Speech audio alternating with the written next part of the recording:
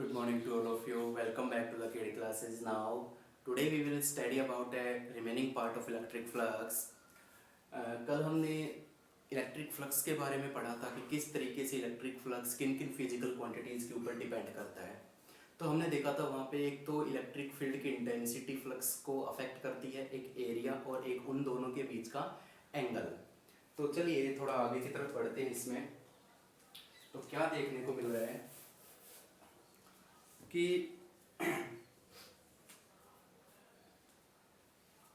Flux का formula हमने ये किया था कल, E डॉट ए, या कह सकते हो कि E ए कोस थीटा। मैंने आपको बताया था कि एंगल के ऊपर भी इलेक्ट्रिक फ्लक्स डिपेंड करता है।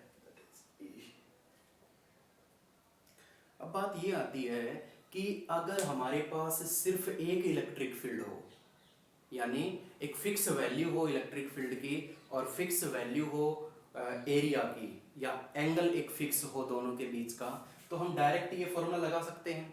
उस ई की वैल्यू रखेंगे, ए रखेंगे, कोस थीटा एंगल रखेंगे और हम सोल्व आउट कर देंगे। लेकिन आज जो मैं करवाने जा रहा हूँ, इट्स मोस्ट इम्पोर्टेंट, आज जो होगा वो ये है कि अगर इलेक्ट्रिक फील्ड नॉन यूनिफॉर्म है, तो यानी हमारे पास बहुत सारी इलेक्ट्रिक फील्ड की वैल्यूज हैं, अलग अलग एंगल हैं, तो क्या इस फॉर्मूले से हम, इस सिंगल स्टेप से हम निकाल सकते हैं हम इस इलेक्ट्रिक फील्ड की जगह कौन सी इलेक्ट्रिक फील्ड रखेंगे। हमारे पास तो बहुत सारी हैं। तो आज हम करेंगे कि वेरिएबल इलेक्ट्रिक फील्ड जब आ जाती है या नॉन यूनिफॉर्म इलेक्ट्रिक फील्ड जब यूज होती है, तो हम किस तरीके से इलेक्ट्रिक फ्लक्स को फाइंड आउट करेंगे, क्या फॉर्मूला बन के आएगा।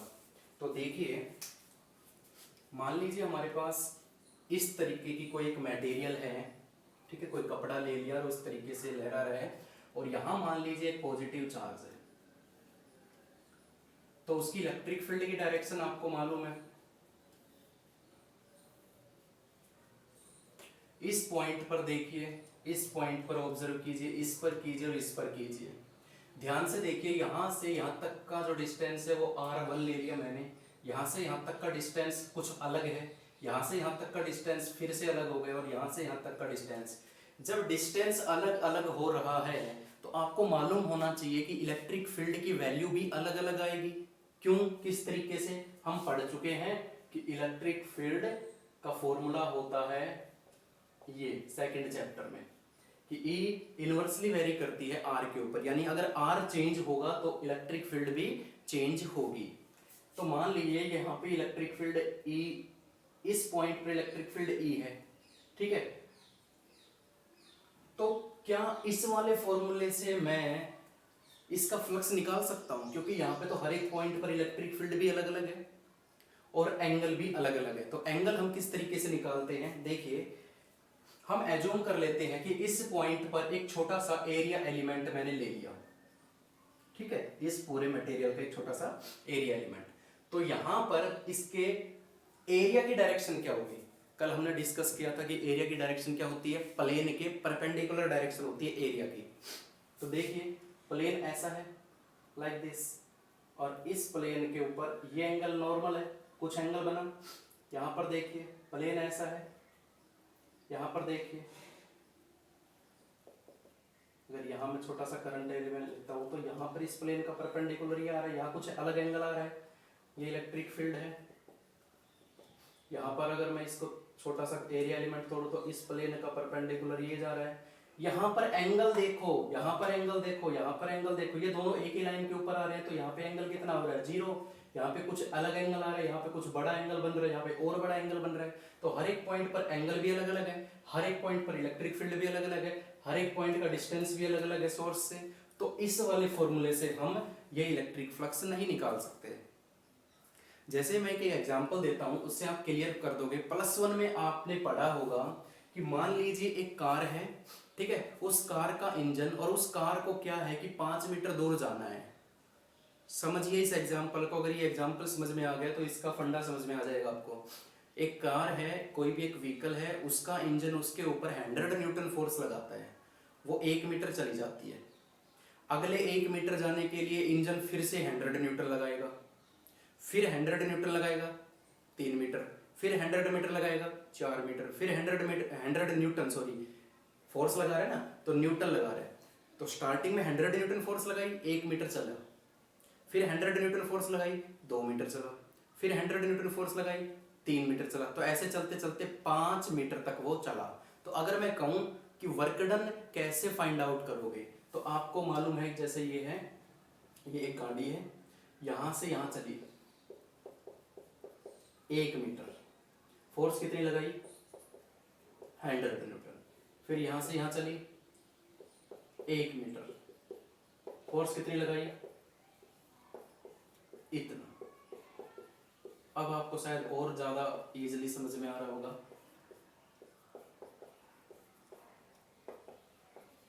मतलब हर एक मीटर ट्रैवल करवाने के लिए इंजन कितनी फोर्स लगा रहा है 100 न्यूटन। अगर मैं total work done find out करूं तो वर्क डन का फॉर्मूला क्या होता है फोर्स इनटू डिस्टेंस। तो आप डायरेक्टली निकाल सकते हो क्योंकि हर एक जगह फोर्स की वैल्यू क्या है कांस्टेंट। तो फोर्स हो गई 100 और डिस्टेंस टोटल कितना 5 या 4 जितना भी है 500 जूल। आ गया सिंपल एक फॉर्मूले से, ठीक है ओके। लेकिन अब अगर मैं व्हीकल की बजाय एक स्प्रिंग ले लूं, या अगर आप इसी एग्जांपल से समझना चाहते हो तो मान लीजिए एक स्प्रिंग है, उसको भी 5 मीटर तक हमें दबाना है। तो स्टार्टिंग का जब मैं 1 मीटर उसको दबाता हूं तो मैंने मान लीजिए 5 न्यूटन फोर्स लगाई, 1 मीटर दब गई, कंप्रेस हो गई। फिर 1 मीटर दबाने के लिए मेरे को ज़्यादा फोर्स लगानी पड़ेगी, 10 न्यूटन लगाई मान लीजिए। फिर 1 मीटर उसको दबाने के लिए और ज़्यादा फोर्स लगानी पड़ेगी। प्रैक्टिकल काम आप करके देख सकते हो कि जैसे जैसे हम स्प्रिंग को दबाते हैं वैसे वैसे हम फोर्स ज़्यादा लगानी पड़ती है हमें फोर्स, ठीक है। उसी हिसाब से मैं एग्जांपल समझा रहा हूँ आपको कि एक स्प्रिंग है, उसको मैंने दबाया, मैंने फोर्स लगाई, मैंने उसको और दबाया तो मुझे और ज़्यादा फोर्स लगानी पड़ी। तीसरे मीटर के लिए मुझे और ज़्यादा फोर्स लगानी पड़ी, चौथे मीटर के लिए मुझे और ज़्यादा, ऐसे करते करते मैंने उसको 5 मीटर तक दबा दिया और हर एक मीटर पर मुझे फोर्स बढ़ानी पड़ रही है। तो क्या उस केस में हम W = Fs लगा सकते हैं? अरे हर जगह फोर्स अलग अलग है तो मैं कौन सी फोर्स लूंगा? तो सिंगल स्टेप से तो नहीं निकल सकता ना। तो हम +1 में क्या करते थे, जब वेरिएबल फोर्स एक्ट करती है किसी भी मटेरियल के ऊपर तो हम कौन सा मेथड लगा के वर्क डन निकालते थे? कुछ याद आया आपको? देखिए हम क्या करेंगे कि जब भी वेरिएबल फोर्स होती थी तो +1 में हम करते थे कि उस डिस्टेंस को छोटे छोटे हिस्सों में तोड़ लेते थे, ठीक है, और हर एक हिस्से का वर्क डन निकाल लेते थे और सभी वर्क डन्स को जोड़ देते थे, टोटल वर्क डन आ जाता था। समझे भाई? 5 मीटर है तो उसको छोटे छोटे हिस्सों में तोड़ लिया और हर एक हिस्से का मैंने, जैसे ये है टोटल, ये टोटल है S है, तो मैं क्या करूंगा इसको छोटे छोटे हिस्सों में तोड़ दूंगा। ये हो गया ds ds ds ds like this, और हर एक हिस्से का वर्क डन निकाल लूंगा।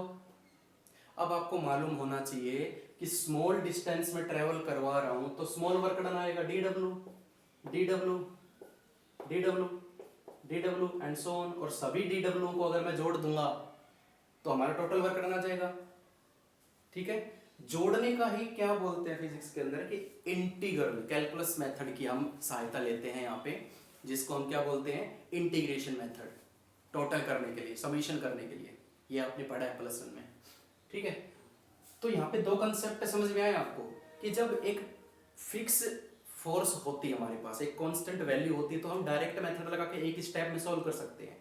लेकिन जब अलग अलग फोर्स दी जाती है, वेरिएबल फोर्स होती है, नॉन यूनिफॉर्म फोर्स होती है, तो हम किस तरीके से उसको सोल्व करेंगे? हम स्मॉल स्मॉल एरिया का वर्क डन निकाल लेंगे, स्मॉल स्मॉल डिस्टेंस को लेके उसका वर्क डन निकाल लेंगे और फिर सबको लास्ट में ऐड कर देंगे। इसको बोला जाता है कैलकुलस मेथड यानी इंटीग्रेशन मेथड। तो याद रखना, एफ कांस्टेंट फोर्स हो तो सिंपल मेथड लगाएंगे W = Fs, सॉल्व इट, खत्म।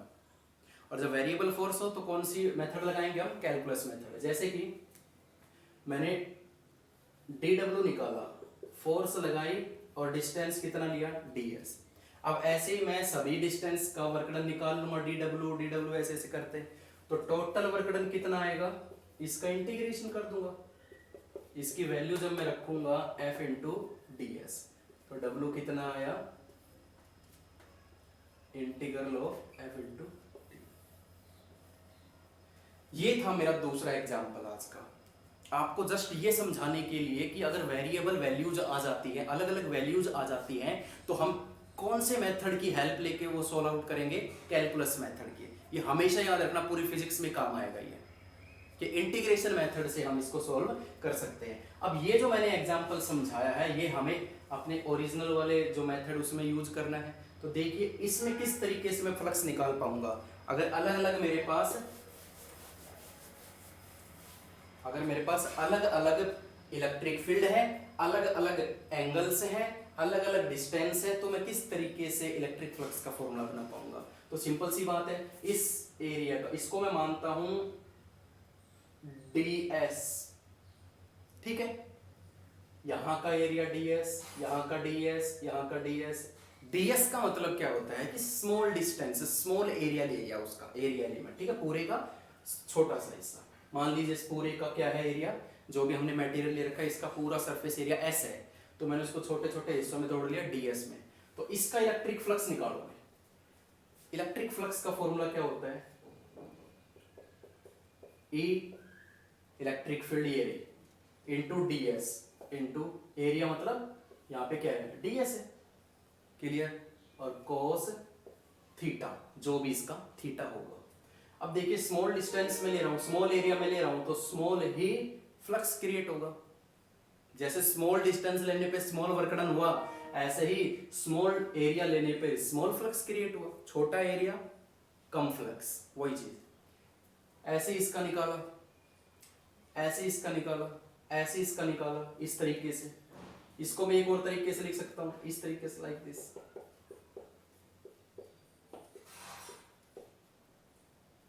चलिए बाद में देखते हैं, पहले अपना सिंपल तरीका करते हैं, ठीक है। ये हो गया। अब मुझे क्या करना है कि पूरे मटेरियल का अगर मैं इलेक्ट्रिक फ्लक्स निकालना चाहूंगा, तो स्मॉल इलेक्ट्रिक फ्लक्स का क्या कर देंगे,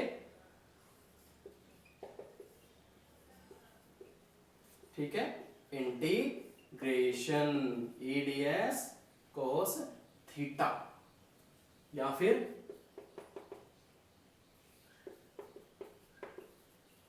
E डॉट ds।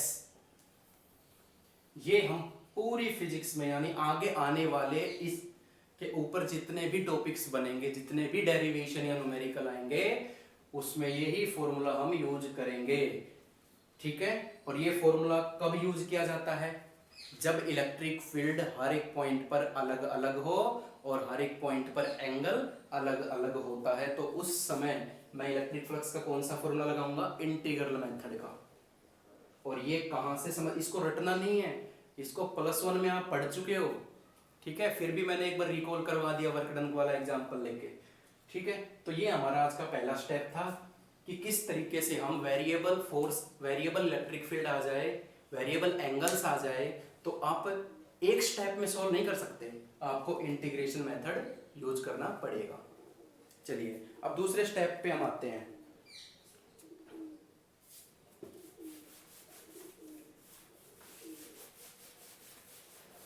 दूसरा स्टेप है हमारा कि क्लोज सरफेस क्या होता है। क्लोज सरफेस, तो देखो, जो जैसे मैंने ये एक डब्बा लिया है यहाँ पे, जो चारों तरफ से पूरी तरह से बंद हो, जो चारों तरफ से कंप्लीटली क्लोज हो, उसी को बोलते हैं क्लोज सरफेस। चलिए, मतलब जहां से हम चलते हैं वहीं से घूम के उसी पॉइंट पर अगर हम पहुंच जाते हैं विदाउट एनी ब्रेकिंग, तो वो एक क्लोज सरफेस कहलाता है। अगर मैं इसका इलेक्ट्रिक फ्लक्स निकालना चाहूँ इस क्लोज सरफेस का, तो आपको ध्यान से समझिए, ये एग्जांपल आपको क्लियर कर देगा। ये यहाँ पे रखा हुआ है मान लीजिए, ठीक है, ये देखिए, ये इस तरीके से, ठीक है, ये डब्बा रखा, और मान लीजिए इलेक्ट्रिक फील्ड ऐसे जा रही है, ये इलेक्ट्रिक फील्ड जा रही है और ये ऐसे रखा हुआ है। तो क्या आप फ्लक्स का वो पहले वाला मेथड, पहला जो हमारा फॉर्मूला था E cos थीटा, क्या ये फॉर्मूला लगा के आप इसका फ्लक्स निकाल सकते हो? बिल्कुल भी नहीं। तो कौन सा मेथड लगाएंगे? क्यों नहीं लगा सकते हम? क्योंकि ये देखिए जरा, ये यहाँ पे रखा हुआ है, यहाँ से इलेक्ट्रिक फील्ड आ रही है, ठीक है। तो इस वाले हिस्से पर इलेक्ट्रिक फील्ड देखिए और इस वाले हिस्से पर इलेक्ट्रिक फील्ड क्या सेम होगी? बिल्कुल सेम नहीं होगी। जैसे ये एक फिक्स कर रखा है और यहाँ एक सोर्स है, तो यहाँ से जो इलेक्ट्रिक फील्ड यहाँ तक आएगी और यहाँ से यहाँ तक जो इलेक्ट्रिक फील्ड आएगी, साफ तौर पे मालूम चल रहा है डिस्टेंस अलग अलग हो गया। इस फेस का डिस्टेंस देखिए, इस फेस का डिस्टेंस देखिए, सोर्स से अलग अलग है। तो सिंपल सी बात है, यहाँ पर लगने वाली इलेक्ट्रिक फील्ड और यहाँ पे लगने वाली इलेक्ट्रिक फील्ड अलग अलग है। यहाँ पे लगने वाली इलेक्ट्रिक फील्ड यहाँ पे और यहाँ पे जो इलेक्ट्रिक फील्ड लगेगी, सभी की सभी इलेक्ट्रिक फील्ड अलग अलग होगी और एंगल भी अलग अलग होगा। क्यों? क्योंकि एंगल किसके बीच में बनता है? इलेक्ट्रिक फील्ड और एरिया वेक्टर के बीच में। तो जरा देखिए, एरिया वेक्टर एक बार फिर से करवा देता हूं कि एरिया वेक्टर की डायरेक्शन क्या होती है? प्लेन के परपेंडिकुलर आउटवर्ड। जैसे मैंने समझाया था, ये फेस है ये ऊपर वाला, इस पर एरिया वेक्टर की डायरेक्शन क्या होगी? इसके परपेंडिकुलर आउटवर्ड ऊपर की तरफ। इस फेस पर किधर होगी? इस तरफ। इस फेस पर एरिया वेक्टर की डायरेक्शन क्या होगी? Outward normally. नीचे वाले फेस पर आउटवर्ड नॉर्मली और इस वाले फेस पे नॉर्मली आउटवर्ड। तो एंगल की अगर मैं बात करूं, इलेक्ट्रिक फील्ड ऐसे जा रही है, इलेक्ट्रिक फील्ड ऐसे आ रही है और इसका एरिया वेक्टर ऐसे जा रहा है, तो इस पॉइंट पर, इस वाले फेस पर एंगल कितना हुआ? 180। यहां की अगर मैं बात करूं, इसका एरिया वेक्टर उधर जा रहा है और इलेक्ट्रिक फील्ड भी इधर जा रही है, यहां पर एंगल 0 हो रहा है। तो वही तो मैं समझा रहा हूं कि इस क्लोज सरफेस का हम इलेक्ट्रिक फ्लक्स अगर हम निकालेंगे तो हर एक फेस पर इलेक्ट्रिक फील्ड अलग अलग है, एंगल अलग अलग है। तो हम ये वाला मेथड यूज नहीं कर सकते। हमें कौन सा मेथड यूज करना पड़ेगा? Integration method, calculus method. तो किस तरीके से हम सोल्व करेंगे उसको, चलिए देखते हैं।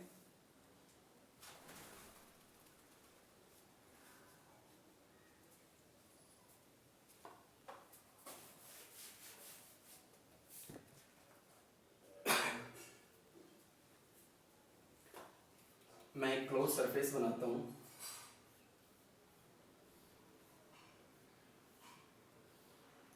ये मैंने क्लोज सरफेस बनाया, इससे आप समझो कि यहां से इलेक्ट्रिक फील्ड आ रही है, ये क्या है? Electric field. तो इस वाले फेस पर एरिया वेक्टर किधर होगा? इस तरफ होगा। तो इस वाले फेस पर एंगल कितना बन रहा है? 180। इस वाले फेस पर देखते हैं इलेक्ट्रिक फील्ड और इसका परपेंडिकुलर भी इधर होगा, जैसे कि मैंने समझाया, इसका परपेंडिकुलर भी बाहर की तरफ होगा। दोनों के बीच में एंगल कितना बन रहा है? 0 डिग्री। इस वाले फेस पर देखें तो इसका नॉर्मल ऊपर आएगा, परपेंडिकुलर ऊपर की तरफ है और इलेक्ट्रिक फील्ड ऐसे जा रही है, तो यहाँ कितना बन रहा है? 90 डिग्री।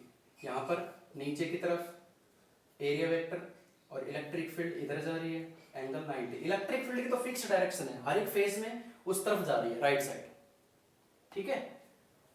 तो आपको नजर आ रहा है कि हर एक फेस का हमें क्या करना पड़ेगा। अब मैं क्या करूंगा, जैसा कि मैंने समझाया था कि भैया अगर एक क्लोज सरफेस है और उसका आप सिंपल मेथड से इलेक्ट्रिक फ्लक्स नहीं निकाल सकते ना, तो उसको आप छोटे छोटे सरफेस एरिया में तोड़ दीजिए। तो देखिए, इस पूरे क्लोज सरफेस को मैं 6 हिस्सों में तोड़ देता हूं। क्यों? इसके 6 फेस हैं, 1 2 3 4 5 एंड 6। इसको 6 अलग अलग प्लेन सरफेस में मैं तोड़ देता हूं। हर एक प्लेन सरफेस का अलग अलग फ्लक्स निकालेंगे और उसका इंटीग्रेशन कर देंगे, आंसर। तो पजल होने की बिल्कुल जरूरत नहीं है। सिंपल लैंग्वेज में सिंपल कंसेप्ट आपको करवाया जा रहा है कि अगर एक क्लोज सरफेस है, उसका इलेक्ट्रिक फ्लक्स, उसकी हर एक पॉइंट पर इलेक्ट्रिक फील्ड अगर अलग अलग हो, एंगल अलग है, तो हम कैलकुलस मेथड का यूज करेंगे। किस तरीके से? उस क्लोज सरफेस को हम तोड़ देंगे जितने भी उसमें फेसेस होंगे, ठीक है। तो इस फेस का अलग निकाल लेंगे, इस फेस का अलग निकाल लेंगे, ऊपर वाले फेस का इलेक्ट्रिक फ्लक्स अलग निकाल लेंगे, नीचे वाले का अलग निकाल लेंगे, ठीक है। चलिए, तो कौन सा फॉर्मूला हम यूज करने वाले हैं? देखिए, फ्लक्स क्या होता है? E ds cos theta. Closed अगर सरफेस है तो अब मैं ये लगाने जा रहा हूं, इस सिंबल का मतलब होता है क्लोज्ड इंटीग्रल, यानी क्लोज्ड सरफेस को रिप्रेजेंट करता है यहाँ पे। अब इसको मैं डायरेक्ट नहीं निकाल सकता, इसको क्या करना पड़ेगा, 6 अलग अलग फेस में तोड़ना पड़ेगा। तो चलिए देखते हैं, इसको तोड़ते हैं। ई, पहले इस वाले फेस का निकाल लेते हैं, E D S cos theta, ये हो गया तुम्हारा S1 के लिए। इसको S1 मान लो, इसको S2 मान लो, S3 S4, ये आप नाम अपनी तरफ से दे सकते हो, ठीक है। Plus E D S cos theta for S2, ठीक है। ऐसे ही हम 6 तक ले सकते हैं। तो इस तरीके से ये मेथड हम यूज करते हुए इलेक्ट्रिक फ्लक्स किसी भी क्लोज सरफेस का इजीली हम निकाल सकते हैं। एक बात याद रखना सबसे इंपॉर्टेंट है कि जब पूरे क्लोज सरफेस की बात हो तो क्लोज इंटीग्रल लगाया जाता है, लेकिन अब मैंने यहाँ पे क्लोज इंटीग्रल नहीं लगाया क्योंकि अब मैं उस क्लोज सरफेस को अलग अलग हिस्सों में तोड़ चुका हूँ। तो अब वो क्लोज नहीं है, इस हिस्से को अलग कर चुका हूँ, तो अब क्लोज इंटीग्रल यहाँ पे नहीं लगाना है आपको, ठीक है। यहाँ पे मेंशन हो जाएगा जिस भी सरफेस का आप निकालना चाह रहे हो, फिर सबको जोड़ दें। एंगल की वैल्यू यहाँ पे आ जाएगी, जैसे ये 180 है तो यहाँ पे 180 हो जाएगा, ये 0 है तो यहाँ पे 0 हो जाएगा, ठीक है। तो इस तरीके से हम सोल्व कर सकते हैं। तो ये हमारा दूसरा स्टेप था कि किस तरीके से हम क्लोज सरफेस को, जैसे यहाँ पे तो एक ट्यूब लिया है मैंने, 6 फेस होते हैं, सीधी सीधी बात है। अगर मैं कोई और शेप का क्लोज सरफेस यहाँ पे लेता हूँ, तो जैसे स्क्वायर है तो स्क्वायर में 4 फेस होते हैं, तो 4 हिस्सों में तोड़ देना उसको इस तरीके से, ठीक है। कुछ अगर और क्लोज सरफेस आप लेते हो तो उसके अकॉर्डिंग जितने उसमें फेस है उतने ही फेसेस में उसको तोड़ दिया जाएगा और सबको फिर लास्ट में ऐड कर दिया जाएगा। ये आपको डिटेल और ज़्यादा समझ में कब आएगा, जब इसके आप न्यूमेरिकल करके देखोगे, तो न्यूमेरिकल में आपको क्लियर होता जाएगा और आगे इसकी जो एप्लीकेशंस हैं वो आपको सब कुछ क्लियर करवा देगी, जो लॉन्ग आंसर टाइप्स क्वेश्चन बनते हैं आपके। तो हमारा अगला स्टेप रहेगा इसमें, ठीक है। अब बात ये आएगी कि हमने जब इनको अलग अलग कर दिया तो अलग अलग करने की कंडीशन भी क्या होगी कि जब मैंने इस फेस को अलग कर दिया, जब मैंने इस वाले फेस को यहां से अलग कर दिया, सिर्फ इस फेस को देखिए आप, यहाँ एक पॉइंट रखा है, तो इस फेस के ऊपर प्रेजेंट हर एक पॉइंट की यहां से दूरी सेम होगी क्योंकि फिक्स है ये, तो इलेक्ट्रिक फील्ड भी हर एक पॉइंट पर सेम होगी इस फेस पर, तो फ्लक्स भी सेम होगा। तो कंडीशन ये है कि क्रॉस सरफेस को जब आप तोड़ते हो ना अलग अलग फेस में, तो उस फेस पर इलेक्ट्रिक फील्ड हर एक पॉइंट पर सेम होनी चाहिए, एंगल सेम होना चाहिए। क्या ऐसा पॉसिबल है?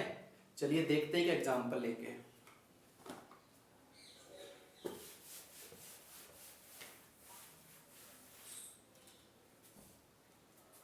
मान लीजिए एक पॉजिटिव चार्ज ले लिया मैंने और इसके चारों तरफ एक ऐसा सरफेस एज्यूम कर लिया, ठीक है, इमेजिन कर लिया।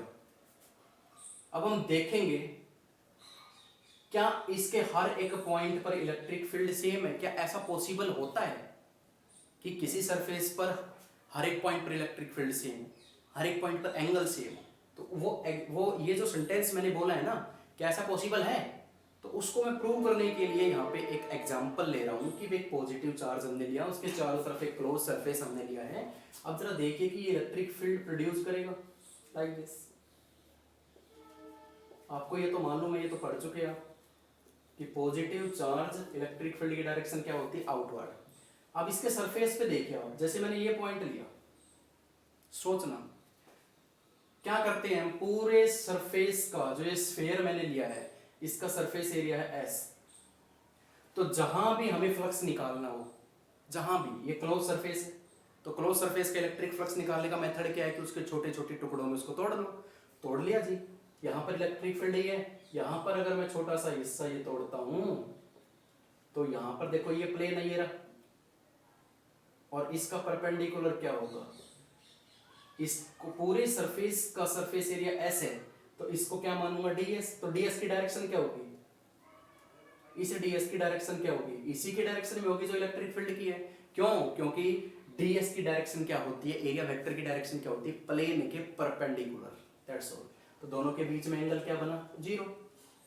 यहां पर देखते हैं तो यहाँ पर एक छोटा सा एरिया एलिमेंट लीजिए आप, इलेक्ट्रिक फील्ड तो ये जा रही है ऊपर की तरफ, यहाँ पर प्लेन ऐसा है तो इसका परपेंडिकुलर भी ये होगा, फिर से सेम डायरेक्शन में एंगल 0।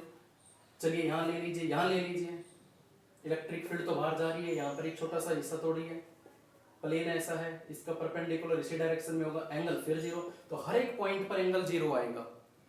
और क्या इलेक्ट्रिक फील्ड सेम है? बिल्कुल सेम है। क्यों? क्योंकि यहां से यहां तक की दूरी क्या है, ये रेडियस r।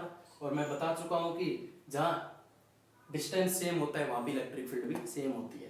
तो ये हम कर सकते हैं। तो इसका इलेक्ट्रिक फ्लक्स कैसे निकालोगे आप? फॉर्मूला क्या होता है इलेक्ट्रिक फ्लक्स का, क्लोज सरफेस का, E ds cos थीटा। चलिए E ds cos, एंगल कितना है हर जगह 0, और आपको मालूम cos 0 क्या होता है 1, तो ये हो जाएगा E इंटू ds। E बाहर आ जाएगा, क्यों? क्योंकि इलेक्ट्रिक फील्ड सेम है हर जगह। और ds का इंटीग्रेशन, टोटल एरिया कितना है स्फीयर का, 4 पाई r स्क्वायर। आ गया ना कोई, E इंटू a। तो ये और ज्यादा आपको समझाने का एक तरीका है। इतना सब कुछ मैंने बोला है, 3-4 स्टेप्स मैंने करवाए हैं अलग अलग। इन सब में कॉमन बात ये है कि बच्चों अगर वेरिएबल फोर्स आ जाती है, वेरिएबल इलेक्ट्रिक फील्ड आ जाती है, अलग अलग एंगल्स दिए रखते हैं, तो वहां पे आप कैलकुलस मेथड का यूज करोगे। ये समझाने का मतलब है मेरा।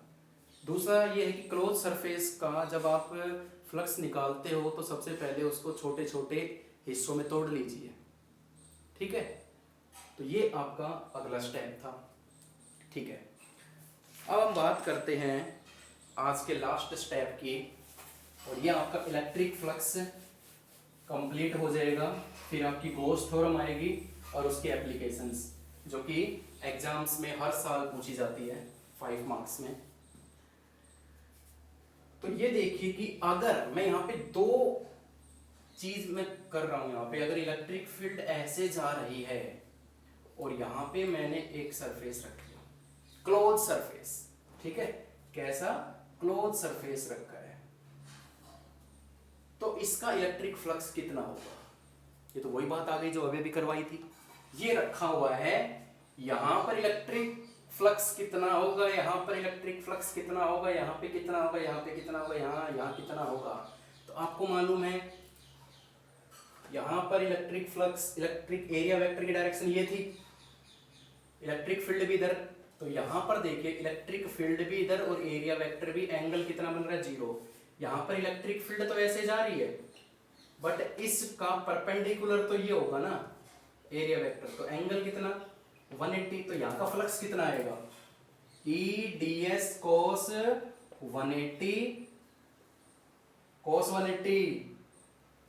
अब देखिए यहाँ तो मैंने एक सिंगल फेस ले रखा है ना, तो आप डायरेक्ट भी कर सकते हो।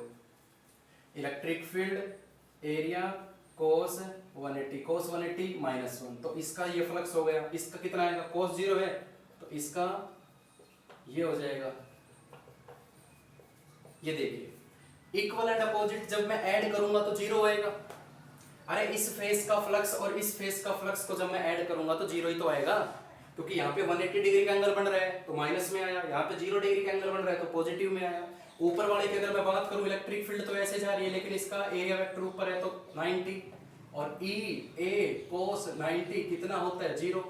तो ये बात हमेशा याद रखना, जब एरिया वेक्टर और इलेक्ट्रिक फील्ड में 90 डिग्री का एंगल बनता है तो वहां पे फ्लक्स ऑटोमेटिकली 0 हो जाता है, उसको करने की जरूरत भी नहीं है। आगे आगे जब प्रैक्टिस करोगे तो आप समझ जाओगे। तो इस फेस पर 90 डिग्री है, इस फेस पर 90 डिग्री है, इस फेस पर 90 डिग्री है, इस फेस पर 90 डिग्री, ये चारों फेस का तो फ्लक्स 0 हो गया, इसका नेगेटिव और इसका पॉजिटिव। तो इनको मैं ऐड करूंगा तो टोटल फ्लक्स कितना आ जाएगा, इसका टोटल फ्लक्स कितना आया 0। तो एक तो ये है कि when a closed surface is placed in a uniform electric field, तो किस तरीके से आया, टोटल फ्लक्स 0 हो गया। और आज का लास्ट जो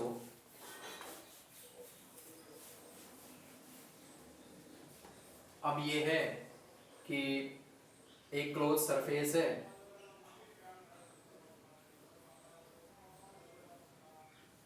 यहां पे मैंने एक चार्ज रख दिया कि when A charge particle is placed inside the close, inside. पहले क्या था कि मैंने इसको यूनिफॉर्म इलेक्ट्रिक फील्ड में रखा था, अब मैं चार्ज को उठा के इसके अंदर रख रहा हूँ। तो सोचिए क्या होगा, वो चार्ज पार्टिकल अपने चारों तरफ इलेक्ट्रिक फील्ड की डायरेक्शन फैलाएगा। इधर क्या होगी, ये इधर, ये इधर, ये इधर, ये बाहर की तरफ, और पीछे की तरफ ये होगी। ठीक है, सबकी बाहर होगा, इसकी इलेक्ट्रिक फील्ड यहाँ होगी, इसकी इलेक्ट्रिक फील्ड इधर होगी, इसकी इलेक्ट्रिक फील्ड इधर होगी, इसकी इलेक्ट्रिक फील्ड इधर, इधर, इधर। ठीक है, क्योंकि अंदर चार्ज पार्टिकल मैंने रखा हुआ है। तो क्लोज सरफेस के अगर अंदर की तरफ एक चार्ज पार्टिकल रखा होता है ना, तो वो इलेक्ट्रिक फील्ड पैदा करता है। अब एरिया वेक्टर की डायरेक्शन देख लेते हैं। इसके एरिया वेक्टर की डायरेक्शन आपको मालूम है, इसी तरफ होगी। इसके एरिया वेक्टर की डायरेक्शन क्या होती है, इस तरफ होती है। तो यहाँ 180 डिग्री, यहाँ 0 डिग्री, यहाँ 90 डिग्री, यहाँ 90 डिग्री, यहाँ पे 90 डिग्री, और यहाँ पे 90 डिग्री। पक्का जी नहीं, अब 90 डिग्री नहीं होने वाला। अब सोचिए जरा, अंदर जो चार्ज रखा है वो इस फेस पर इलेक्ट्रिक फील्ड किधर निकाल रहा है, बाहर की तरफ, और इस फेस का एरिया वेक्टर भी किधर होगा, बाहर की तरफ। एंगल कितना आया, 0 डिग्री। थीटा कितना आया, 0 डिग्री।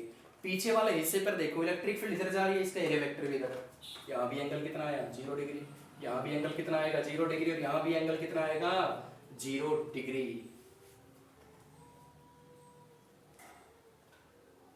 ठीक है, अब देखो ये 180 क्यों लिया हमने, गलती कर दी ना, तो ध्यान दिया करो, ये थोड़ा सा जल्दबाजी नहीं, कि इलेक्ट्रिक फील्ड इधर जा रही है तो इधर ही इसका एरिया वेक्टर, तो यहाँ भी एंगल कितना आया, 0। हर एक फेस पर एंगल 0 आ रहा है यार। जब अंदर की तरफ चार्ज पार्टिकल मैंने रखा तो फ्लक्स कितना होगा, जब एंगल 0 आता है तो फ्लक्स कितना होता है, E ds cos 0 कितना आ जाएगा, E cos 0 1 ds and ES, इसका भी ES, इसका भी ES, ES, ES, ES।